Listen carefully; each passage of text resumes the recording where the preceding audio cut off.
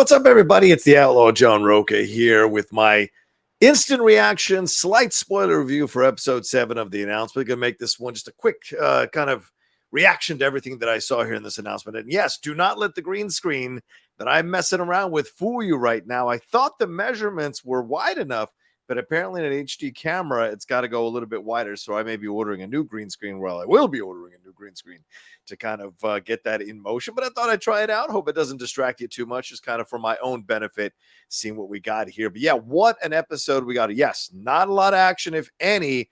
Very conversational, but we're seeing once again the pieces kind of moving into position now in different ways after the events on Aldhani happened. The confusion, whether it's a robbery or whether it's an announcement, is debated throughout this entire episode. Here, we certainly see more with Andor and the fallout from everything that happened there in Aldhani, him going to see Marva and B2 Emo, and then, of course, talking to Bix.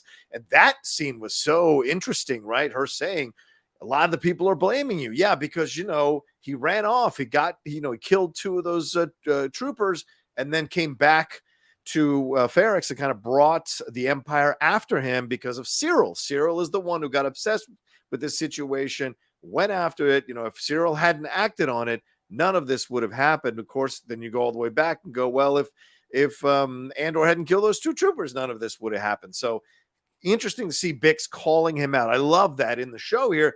You're not going to get away with it. You're not going to get away with these things. That you're going to be called out. This is real life. We don't just gloss over it. Just go, you know what? It's for the betterment of the story. Let's just move on from not deal with it. No, I love that the show calls out everybody in this show and shows you the unsavory sides of things. And speaking of unsavory sides of things, certainly seeing Luthen kind of messing with Mon Mothma in the shop. And, now we find out that he did the Aldhani thing without Mon Mothma's approval.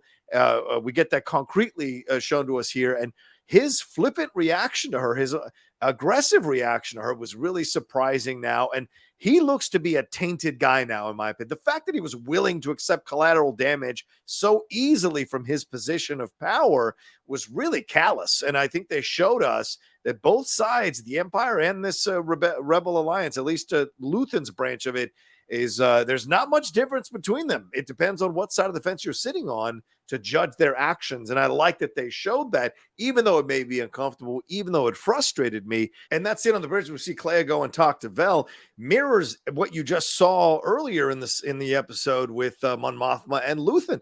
Both Luthen and Clea saying there are costs here. There are things that you have to do. There are loose ends. I need the money. I can't depend on you if you can't come through. You should walk away if you can't handle it. Clea saying the same thing to Vel. There's a loose end here. Don't worry about Cinta. She's doing her things.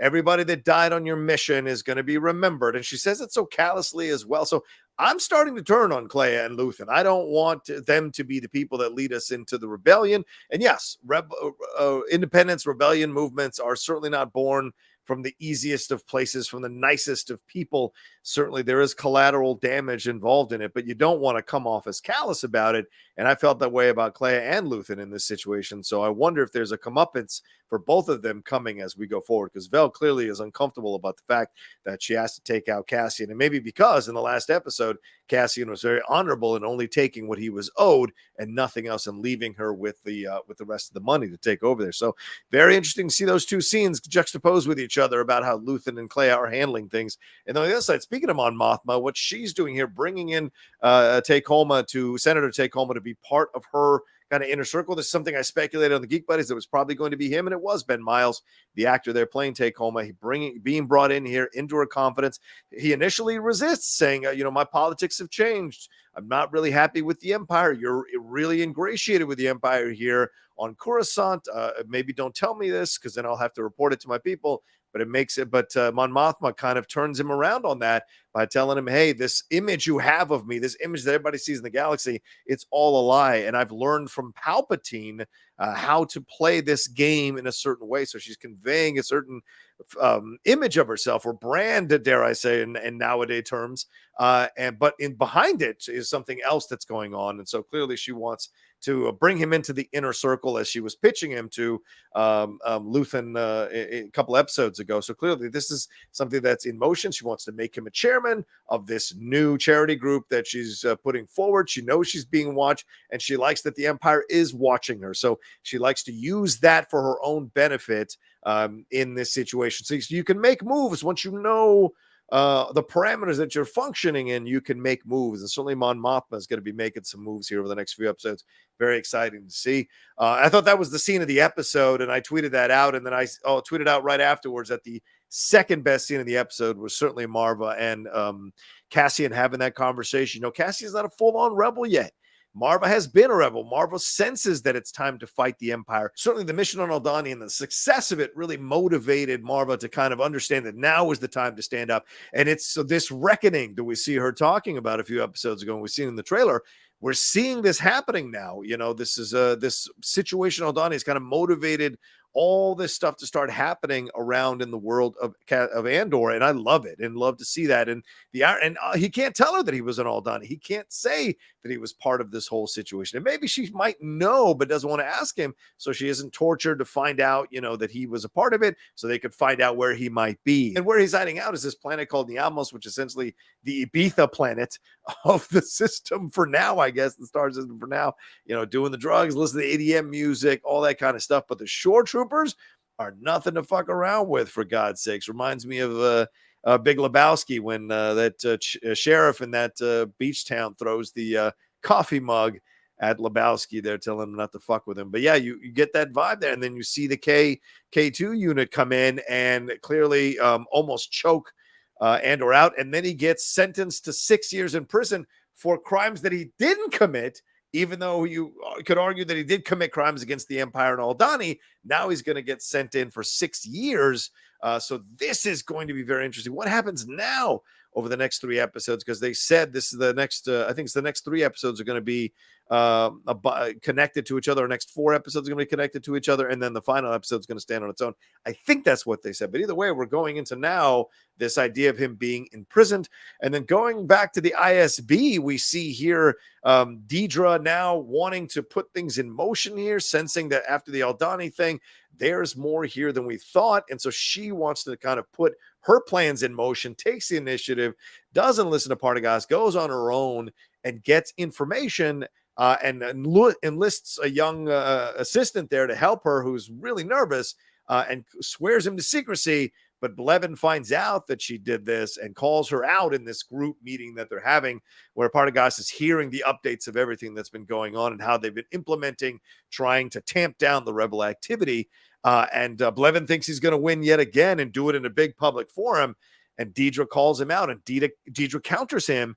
And Partagas ends up siding with Deidre in this whole situation, then removes that system from Morla 1 from Blevin's control, puts it in Deidre's control. So I wonder if that's how we're moving the pieces to Cyril, who we're going to get to in just a second, getting into Deidre's orbit and possibly becoming her right-hand man on the ground for what she wants to do to destroy the rebels and their burgeoning rebellion against the Empire. And speaking of Cyril, we see Cyril here at the opening. You know, he's having the back and forth with his mother, and his mother's questioning his outfit, his choice of outfit, his collar, what it says, how he needs attention. Look, she's not wrong. You may like that she's doing it, but she's not wrong for sure. And then we see him, of course, ending up in this place, counting fuel, being a fuel counter in essence, working in the worst office ever with the worst cubicles ever there, really becoming something out of Metropolis, where they're all just kind of marching in to go do their jobs. So nameless, so faceless. That's not him, though. And I think that last shot of him looking up at the camera is just kind of saying to the audience and to everyone who might be watching him, this guy is not going to be one of the herd. This guy wants to stand out. And like I said, his mom is right. He wants to stand out. He wants to be noticed. He wants to see, and he's got something to prove here. And certainly I think this is where we're going to get Cyril versus Andor down the road here. Both of them going through their own hardships, both of them going through their own senses of loss, but with different mother-son relationships for sure. But where it's going to lead is going to be very fascinating as well. Is there anything else that I missed in all of this? No, we just know the Empire is like stepping up, going after the rebellion. Clearly, this event has messed them up and pissed them off. So they're going after these rebels for sure. And we hear about the Imperial Authority and Marva, of course, saying that she's done running. She wants to stay and fight. She does not want to be too old to fight, and she realizes now is the time to take her stand.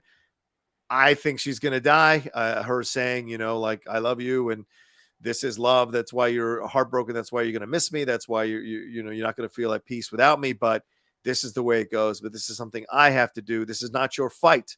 And or you can go off and do what you want to do. And as we said, we see him on that planet, and that's him trying to run from things. And I think that's now being put in prison. Obviously, he's going to be kind of maybe forced or pushed or motivated or inspired or led into this place where he discovers what the rebellion is really all about, becomes hardened, suffers some losses. Maybe Marva dies while he's in that prison. And that's going to be something that kind of hardens him and changes him. And we see that flashback to what happened to Clem. And we see the illusions. I mean, the illusions of a black man being falsely accused, or the police force thinking that a black man did something against them when it was someone else and he was trying to stop them. Where have we seen that? Certainly it's ripped out of our own headlines going on in our world. And then later when we see him hung, I mean, the allusions to a black man being hung in the square to intimidate other people to step in, to stay in line. You cannot ignore the real world allusions to what happened to many black men and women and children in our country's history, being hung in the streets in the South and other places to motivate people to not fight against the white power establishment. And the stormtroopers are in white. So, I mean, you cannot ignore the symbolism, and also the symbolism there of Cassian being stopped by the shore troopers when he's just going to the store, and people thinking that he is just like those rebels that are running around that they're trying to capture simply because he's in the vicinity and he looks like it, and him being falsely accused, falsely judged, and then falsely imprisoned for those crimes that he did not commit. There's illusions, real world illusions you can make to that as well in our world. So very powerful episode, much more powerful than maybe you might think. And some of you who are not on board, I'm sorry you're not on board. This is the best Star Wars show I have seen, period, from top to bottom. Every episode is fantastic. Every episode is worth it.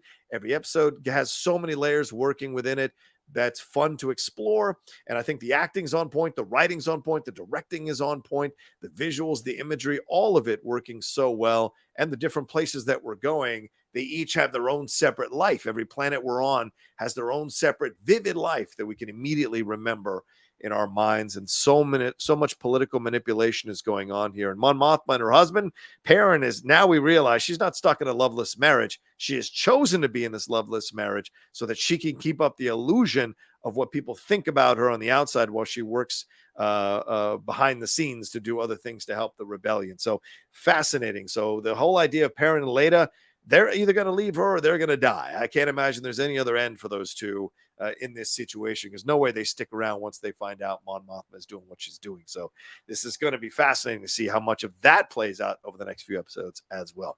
All right, well, what'd you think of this episode? Did you love it? Did you like it? Did it not really work for you? Let me know down in the comments section below what stood out for you. Who was the MVP, or what scene was the MVP of this episode? And do you like where the series is going now? And what do you predict is going to happen over the next few episodes? We'd love to hear all of it down in the comment section below. Remember to hit a like on this video and share it on your social media. Put that hashtag the Outlaw Nation so people come to the channel and hang out and see what I got here. And speaking of the channel, please remember to subscribe to the channel down below. Hit that subscribe button, hit that bell button so you see when we're dropping all the content we do here on the Outlaw Nation channel. And subscribe to me on Twitch, the Outlaw Nation, all one word there, and the Patreon. Don't forget to join us on the Patreon and support everything we got going on here on the Outlaw Nation. Patreon.com/John Rocha. All right, y'all take care of yourselves. Be well. And I'll talk to you next time with another brand new reaction video or review here on the Outlaw Nation. And don't forget, the Geek Buddies will have our spoiler review, breaking this whole thing down piece by piece later on in the week. All right, take care until then.